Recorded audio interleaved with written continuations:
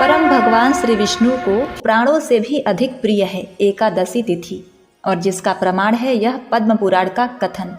जो व्यक्ति मोक्षदा एकादशी के दिन भक्ति पूर्वक भगवान विष्णु की पूजा करता है, वह अपने पितरों को मोक्ष प्रदान कर स्वयं विष्णु जी के परम धाम को प्राप्त करता है। अर्थात यह व्रत न केवल पितरों की आत्मा को शांति प्रदान करता है, बल्कि व्रतधारी को जन्म मृत्यु के चक्र से मुक्ति दिलाने में भी सहायक है। एक समय नारद मुनि के पूछने पर एकादशी का महात्म बताते हुए भगवान श्री हरि नारायण कहते हैं कि हे नारद, एकादशी व्रत देवताओं के लिए भी दुर्लभ है।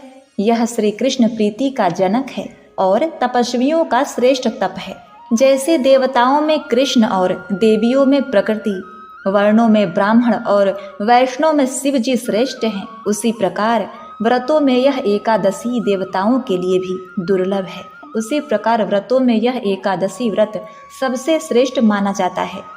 सभी एकादशियों में मोक्षदा को सबसे खास माना गया है। मान्यता है मोक्षदा एकादशी पर उपवास करने से व्यक्ति को मृत्यु के बाद मोक्ष की प्राप्ति होती है। मान्यता है कि इस व्रत को करने से साधक को सारे पापों से मुक्ति मिलती है। साथ ही पितरों को मोक्ष दिलाने के लिए मोक्षदा एकादशी का व्रत रखना सबसे फलदायी माना जाता है। तो आइए जानते हैं मोक्षदा एकादशी व्रत के शुभ मुहूर्त पारण समय के बारे में। उसके बाद जानेंगे व्रत के महत्व के बारे में, क्या करना चाहिए क्या नहीं करना चाहिए। पंचांग के अनुसार मोक्षदा एकादशी व्रत का आरंभ 11 दिसंबर को ब्रह्म मुहूर्त 3:42 पर होगा।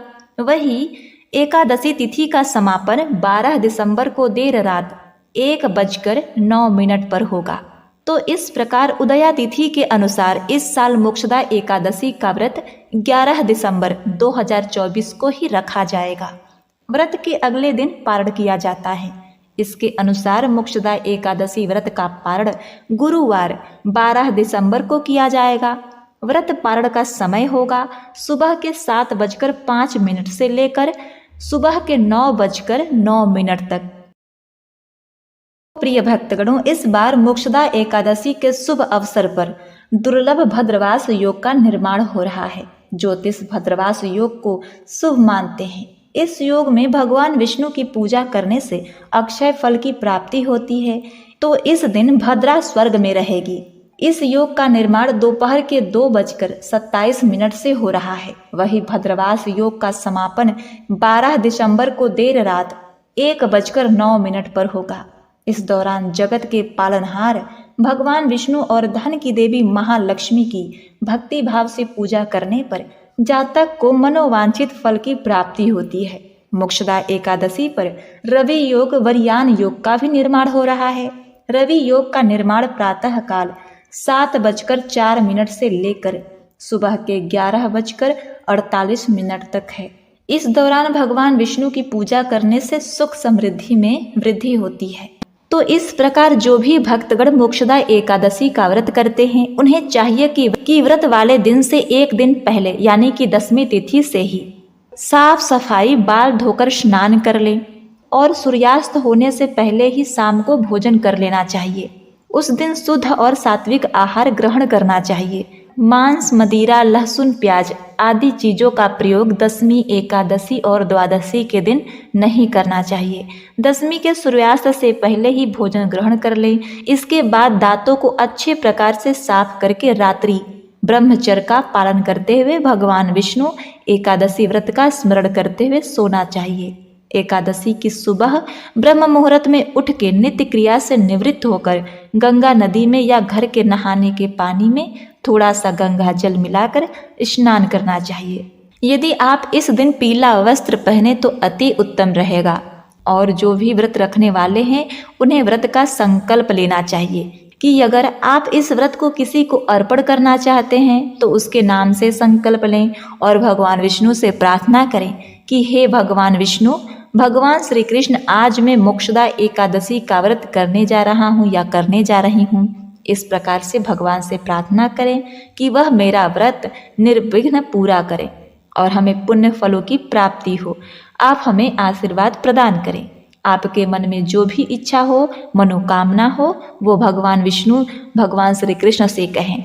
और एकादशी तिथि के दिन रात्रि उपवास करते हुए व्रत को धारण करना चाहिए। जो उपवास नहीं कर पाते, जिनका स्वास्थ्य ठीक नहीं है, तो आप एक समय फलाहार ग्रहण करके व्रत को धारण कर सकते हैं। यदि आप अपने जीवन में और भी अच्छा चाहते हैं तो भागवत गीता का पाठ करिए। दामोदराय नमः इस मंत्रों का जाप करना चाहिए।